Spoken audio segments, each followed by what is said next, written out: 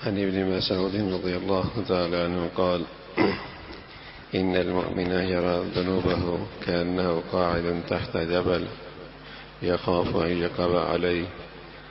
وإن الفاجر يرى ذنوبه كالذباب مر على أنفه فقال به هكذا أي بيدي فذبه عنه۔ حضرت عبداللہ بن مسعود رضی اللہ عنہ فرماتے ہیں کہ مومن اپنے گناہوں سے اس طرح ڈرتا ہے جیسا وہ پہاڑ کے نیچے بیٹھا ہوا ہے، ڈرتا ہے کہ وہ اب اس پر گرا، اب اس پر گرا۔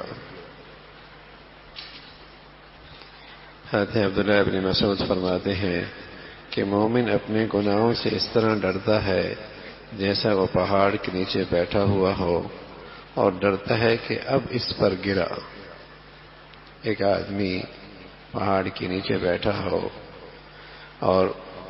چوٹی کا حصہ کے بارے میں اسے اندیشہ ہے کہ اب یہ اس پہ گرا، اب اس پہ گرا، تو بتائیے وہ اس چوٹی کے نیچے بیٹھا رہتا ہے یا اپنی حفاظت کی جگہ پہ جاتا ہے؟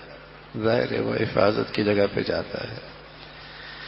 تو اسی طرح مومن کی شان ہے کہ اگر اس سے گناہ ہو بھی جائے تو وہ اس سے ایسا ڈرتا ہے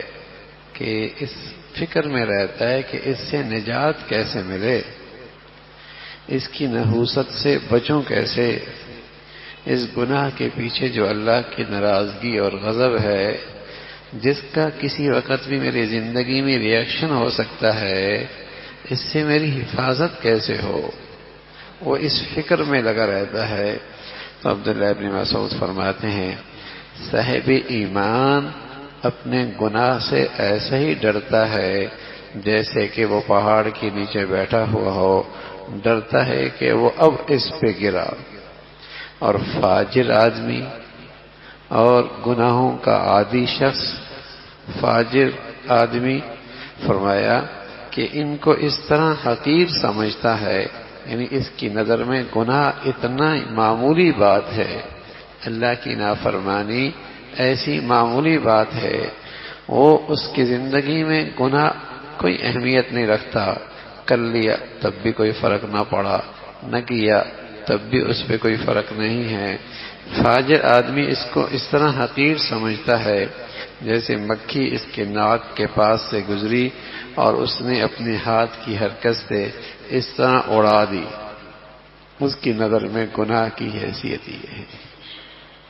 تو غلطی ایمان والے سے بھی ہو جاتی ہے، گناہ صاحب ایمان سے بھی ہو جاتا ہے، کبھی اپنی نفسانی جذبے سے مغلوب ہو کے اللہ کا حکم اس مسلمان سے بھی ٹوٹ جاتا ہے، لیکن یہ خوف میں ایسا آ جاتا ہے، نہ چین آتا ہے، نہ نیند آتی ہے، نہ کھانے میں مزہ آتا ہے، نہ کسی سے بات کرنے کا جی چاہتا ہے۔ ظاہر ایک آدمی چوٹی کے نیچے ہو اور اسے یہ اندیشہ لائق ہو جائے کہ کسی وقت بھی مجھ پہ گر سکتا ہے، بتائے چین سے اس کے نیچے کھانا کھا سکتا ہے، مزے کی نیند لے سکتا ہے، وہاں محفل بات چیت کے لیے محفل جما سکتا ہے، ان تمام چیزوں کا وہاں کوئی تصور نہیں ہے، بس اسے تو ایک ڈر لگا ہوا ہے کہیں یہ گرنے نہ پائے اور میں اپنے آپ کو اس سے کیسے محفوظ کر لوں۔ اسی طرح صاحب ایمان اگر اس سے خطا ہو جائے، گناہ ہو جائے، کوئی اللہ کا حکم ٹوٹ جائے، ایسا ہی بے چین رہتا ہے، خوف زدہ رہتا ہے جب تک اپنے آپ کو اس گندگی سے نجات نہ دلا لے۔ یہ صاحب ایمان کی نشانی ہے۔ اور فرمایا جہاں تک فاسق فاجر کا تعلق ہے اور منافق کی علامت ہے تو اس کے ہاں گناہ کوئی بڑی بات نہیں ہے، اس کے ہاں اللہ کی نافرمانی کا ہو جانا کوئی بڑی بات نہیں ہے، اور اس کے ہاں اللہ کا حکم ٹوٹنا کوئی بڑی خوف کی بات نہیں۔ اس کے نزدیک ایسا ہے مکھی اڑ رہی ہو اور اس نے ہاتھ سے اس مکھی کو دور کر دیا۔ تو یہ اللہ کے نبی صلی اللہ علیہ وسلم کے صحابی نے ایمان والے کی ایک علامت بتائی ہے کہ اس سے غلطی بھی ہو جائے لیکن گناہ سے ڈرتا ہے۔ الخوف من المعاصی، صاحب ایمان گناہوں سے ڈرتا ہے۔ گناہوں سے ڈرتا ہے۔ ایک عورت اور ایک ماں اپنے بچے کی گندگی صاف کرتی ہوئی ہے، پاخانہ صاف کرتی ہوئی ہے، پورا احتیاط کرتی ہے کہ یہ گندگی کہیں اس کے جسم پہ، اس کے کپڑوں پہ نہ لگے، لیکن پوری احتیاط کے بعد بھی کبھی لگ جاتی ہے، کبھی کوئی گندگی اس کے جسم پہ لگ جاتی ہے، کپڑوں پہ لگ جاتی ہے، لیکن لگنے کے بعد اس ماں کی کیفیت کیا ہوتی ہے؟ کیا اسی گندگی کے ساتھ اٹھتی بیٹھتی ہے، کھاتی پیتی ہے، سوتے جاگتی ہے؟ نہ،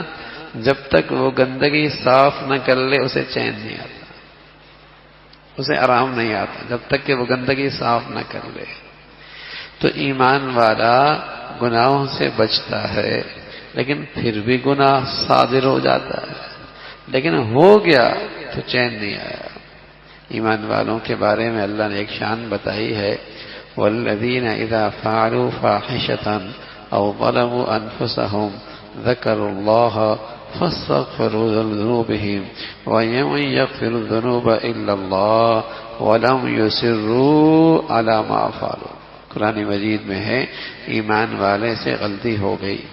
لیکن غلطی ہونے کے بعد کیا ہوا؟ فوراً اللہ کو یاد کر لیا اور اللہ سے معافی مانگنے لگا، اور اپنے غلطی پہ اصرار نہیں کرتا، اپنے گناہ پہ جمع نہیں رہتا، اپنے گناہ پہ جمع نہیں رہتا، اپنی غلطی پہ اصرار نہیں کرتا، وَلَمْ يُصِرُّوا عَلَى مَا فَعَلُوا، اصرار نہیں کرتا۔ تو ایمان والے کی شان رسول اللہ صلی اللہ علیہ وسلم نے کے صحابی نے یہ بتائی اور فرمایا کہ ایمان والے کی شان یہ ہے لزوم التوبہ۔ علی رضی اللہ عنہ فرماتے ہیں رسول اللہ صلی اللہ علیہ وسلم نے فرمایا ان اللہ یحب العبد المؤمن مفتن التواب۔ علی فرماتے ہیں پیارے رسول صلی اللہ علیہ وسلم نے فرمایا اللہ تعالیٰ اپنے اس مومن بندے سے محبت فرماتے ہیں، اللہ تعالیٰ اپنے اس مومن بندے سے محبت فرماتے ہیں، اللہ تعالیٰ اپنے اس مومن بندے سے محبت فرماتے ہیں جو فتنوں میں مبتلا ہوتا رہے اور ہمیشہ توبہ کرتا رہے۔ سبحان اللہ، فتنوں میں، خطاؤں میں، گناہوں میں، کمزوریوں میں پڑتا رہے، لیکن سبحان اللہ توبہ کرتا رہے، توبہ کرتا رہے۔ ان اللہ یحب التوابین، اللہ اس سے بڑی محبت فرماتے ہیں جس سے توبہ ہوئی اور ٹوٹ گئی، اور توبہ ہوئی اور ٹوٹ گئی، اور توبہ ہوئی اور ٹوٹ گئی، توبہ کرتا رہتا ہے، اللہ بھی اس بندہ مومن سے محبت کرتا رہتا ہے۔ اگر کریم مولا یوں کہہ دیتے ان اللہ یحب التائبین، جس نے ایک مرتبہ توبہ کی بس ہم اس سے محبت کرتے ہیں، فرمانے تواب جو بار بار توبہ کرتا ہے، غلطی ہو گئی توبہ کر لی، غلطی ہو گئی ندامت سے استغفار کر لیا، غلطی ہو گئی ندامت اور شرمندگی سے توبہ کر لی۔ تو علی فرماتے ہیں رضی اللہ تعالیٰ عنہ کہ پیارے رسول صلی اللہ علیہ وسلم نے فرمایا اللہ تعالیٰ اپنے اس مومن بندے سے محبت فرماتے ہیں جو فتنوں میں مبتلا ہوتا رہے اور ہمیشہ توبہ کرتا رہے، ہمیشہ توبہ کرتا رہے، توبہ نہیں چھوڑتا، توبہ نہیں چھوڑتا۔ تو یہ بڑی عبادت ہے، یہ بڑی عبادت ہے، بلکہ گناہ ہو جائے اور اللہ کا حکم ٹوٹ جائے تو توبہ کرنا فرض ہو جاتا ہے، توبہ کرنا فرض ہو جاتا ہے، ندامت سے استغفار کرنا فرض ہو جاتا ہے۔ تو یہ بڑا خوش نصیب ہے جیسے اللہ رب العزت توبہ اور استغفار کی توفیق نصیب فرما دیتے ہیں، اور اس سے بھی اللہ کی محبت نصیب ہو جاتی ہے۔ تو اللہ کے نبی صلی اللہ علیہ وسلم حوصلہ دے رہا ایمان والے کو کہ غلطی ہو بھی گئی مایوسی نہیں ہے، مایوسی نہیں ہے۔ ہاں یہ ضرور ہے کہ ایمان والا اپنے گناہوں پہ ندامت ہوتی ہے، خطاؤں پہ شرمندگی ہوتی ہے، اور توبہ کرنے میں، استغفار کرنے میں دیر نہیں کرتا، اللہ ہم سب کو تائبین میں اور توبہ کرنے والوں میں شامل فرمائے۔ جب وضو کرتے ہیں تو اللہ کے نبی کی ایک مسنون دعا ہے، اور وضو کرنے کے بعد جو آپ صلی اللہ علیہ وسلم دعا پڑھتے تھے وہ یہ تھی: اللہم اجعلنی من التوابین وجعلنی من المتطہرین۔ اے اللہ ہمیں بھی توبہ کرنے والوں میں شامل فرما لے اور ہمیں بھی پاک صاف رہنے والوں میں شامل فرما لے۔ وضو کر رہا ہے، شروع کر رہا ہے، درمیان میں، تبھی اللہ کے نبی نے ایک دعا سکھائی، اس میں بھی یہی ہے: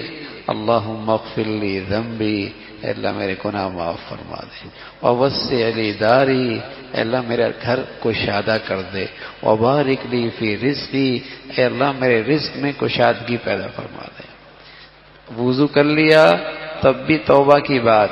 درمیان میں وضو کر رہا ہے تب بھی گناہوں کی معافی کی بات، اس لیے کہ وضو کی برکت سے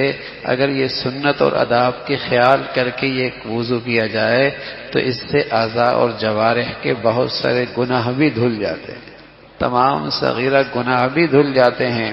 تو اللہ کے نبی صلی اللہ علیہ وسلم نے جو دعا سکھائی: اللہم اغفر لی ذنبی، اللہ میرے گناہ معاف فرما دے، ووسع لی داری، اللہ میرا گھر کشادہ کر دے، وبارک لی فی رزقی، اللہ میرے رزق میں برکت دے دے۔ اور جب وضو سے فارغ ہو گیا تب بھی یہی کلمات: اللہم اجعلنی من التوابین واجعلنی من المتطہرین، اے اللہ مجھے توبہ کرنے والوں میں شامل فرما دے اور مجھے پاک صاف اور طہارت کی زندگی کرنے والوں میں شامل فرما دے۔ تو توبہ اللہ کو بڑا پسند ہے، عمل ہے۔ اللہ ہم سب کو اس کی توفیق نصیب فرمائے۔